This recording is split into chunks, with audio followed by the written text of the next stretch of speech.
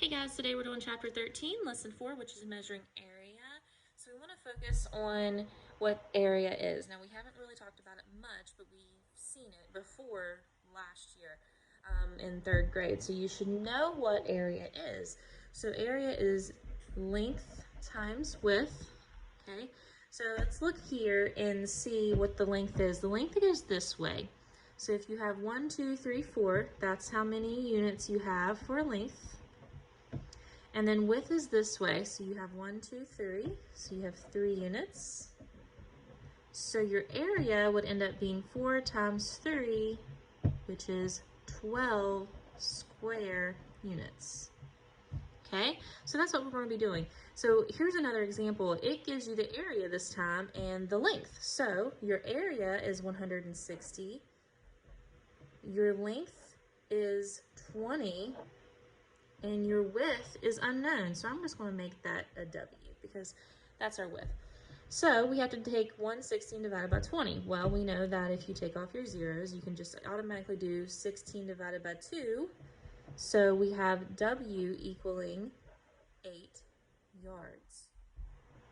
Okay, so that's just a little example. So let's go to example 1. The Perez family wants to put the sandbox shown in their backyard. What is the area of the sandbox? Well, there's a couple ways we can do this. One way we can tile it out and count it. So let's tile it out real quick. We have 5 width,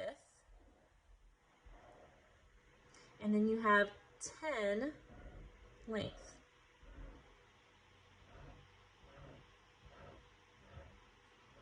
And put one more right here. Okay, so then we can count that out. And if you count it, it comes up to 15 square feet. Or we can just multiply it. Area equals length times width, so 10 times 5. So your area will be 50 square feet. Makes it a little bit easier, doesn't it?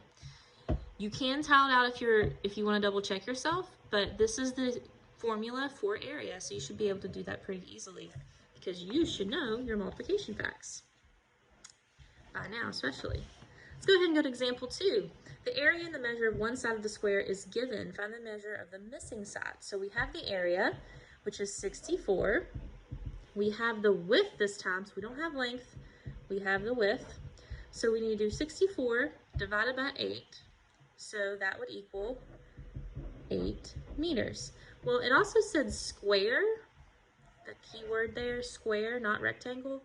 So a square's sides all have the same length. So since we know that's a square, we automatically should know that that's going to be 8 meters as a width and a length. Okay, so that's a little heads up on what we're going to be doing with geometry.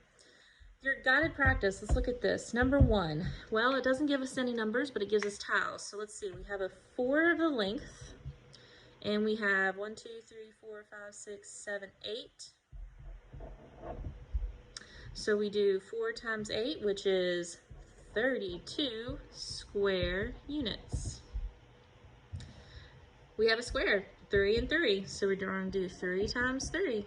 So your area is going to equal 9 square yards. Okay, if you have any questions, please let me know. If not, go ahead and get started in independent practice. Good luck, guys.